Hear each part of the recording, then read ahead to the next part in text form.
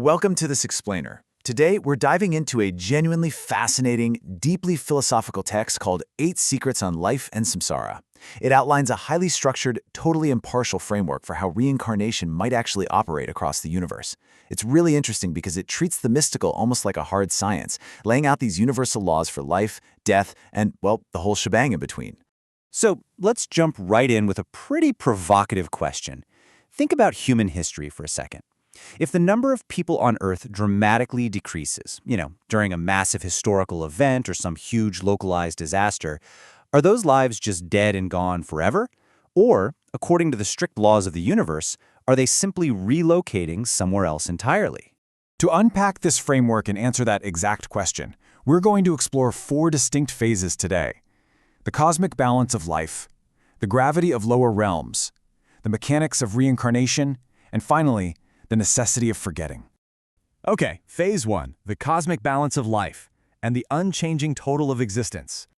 Think of life kind of like the water cycle. If you leave a bowl of water out in the hot sun and it evaporates, that water hasn't actually ceased to exist, right? It didn't die. It just transformed into clouds, and eventually it's going to rain down again into the oceans or freeze into an iceberg.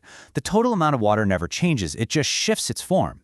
Well, the framework argues that the absolute total number of lives in the universe operates in that exact same way. It's a fixed number, not a variable. Lives simply reincarnate across different realms. So a massive population drop in one realm literally just means a population boom in another.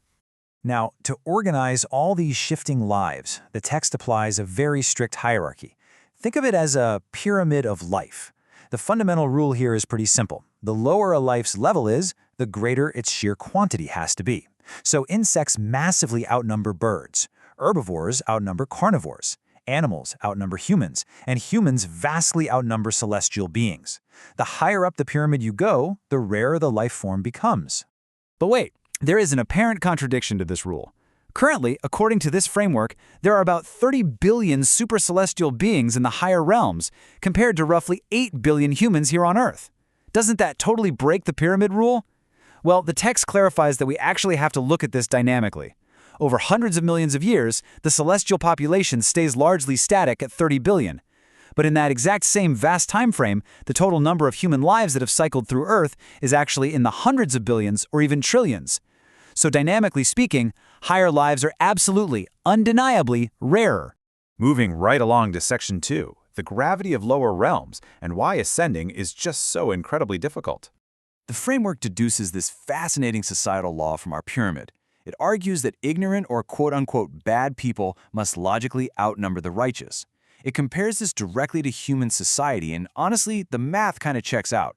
You naturally have far more common workers than business managers, right? You have more managers than city mayors, and way more mayors than national presidents.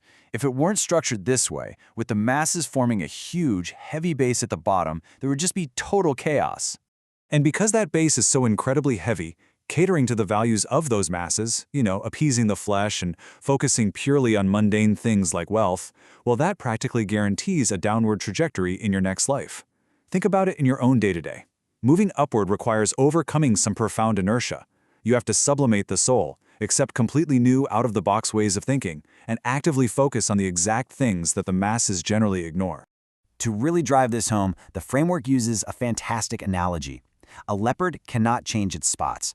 It points out that a peony flower or a willow tree has remained exactly the same for literally millennia. Material just doesn't change its fundamental nature on its own. Therefore, humans cannot elevate their spiritual realm without deliberate, external guidance from higher beings or by embracing completely new teachings. Basically, if you only ever listen to like-minded people, you are going to stay exactly where you are. Which brings us to Section 3, the mechanics of reincarnation, and how transitions and past lives actually work in practice. So the philosophy introduces this concept called the non-material structure. This is your true essence. And here's the strict underlying mechanic. Your next destination is dictated by your specific consciousness at the exact, precise moment you depart your physical body. If you possess a base, animalistic consciousness in your final moments, you will inevitably go straight to the animal layer. You can't live a purely material life and then suddenly achieve some Buddha-like state of consciousness right at the finish line. It just doesn't work that way. Instead, making a qualitative leap to a higher realm requires a really strict sequence of preparation. Step 1, you have to accumulate minor, quantitative changes in your daily life over a long period. Step 2, you use those tiny changes to actively break free from your current level's gravity. And Step 3, you absolutely must accumulate treasures in a higher realm. The text makes a really wise point here. It notes that a human's consciousness always develops toward wherever their treasure lies. If you haven't built a connection to a higher plane during your lifetime, your heart simply won't be drawn there when it's time to leave. But here's the thing. Reincarnation isn't just a completely clean slate. Have you ever wondered about a totally unexplainable physical mark or some quirky habit you have? Just as DNA carries our genetic information, unexplainable physical marks might actually be imprints from past life injuries. Even your daily behaviors can reveal whether your previous state was animal, human, or celestial. And the ultimate goal in all of this, the total, complete elimination of all these human imprints, is required if you actually want to ascend to a heavenly realm. You can actually observe this in real time through what the framework calls the Sherlock Holmes approach. Just like Holmes meticulously reads a crime scene to deduce where a criminal came from, a sharp observer can deduce exactly what realm a person previously inhabited. You just have to look closely at the clues, their everyday behaviors, and the specific imprints they're displaying today. Honestly, it's a completely wild way to look at the people around you. All right, part 4, the necessity of forgetting and preventing ultimate cosmic chaos. Okay, so if we've all had past lives, and we're walking around carrying all these behavioral imprints, why don't we explicitly remember who we were? The text answers this by bringing in the Chinese mythological concept of Mengpo soup. It's an ecstasy soup given to souls right before rebirth. But here's the twist. It frames this memory wipe not as a punishment, but as a necessary mechanism of ultimate compassion.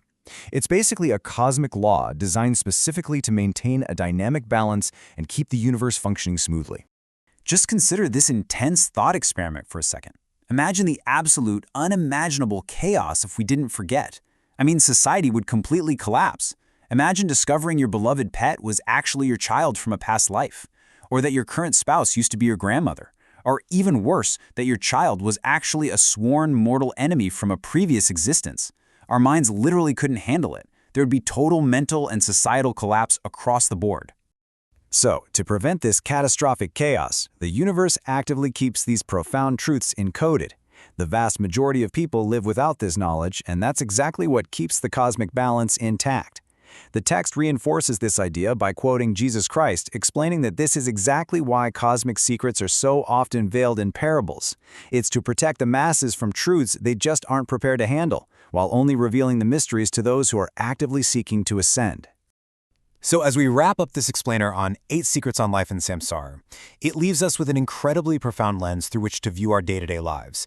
If the mysteries of the universe truly are endless, and we are constantly transitioning through these different realms, what specific imprints are you leaving behind right now? Take a hard look at your habits, your consciousness, your treasures.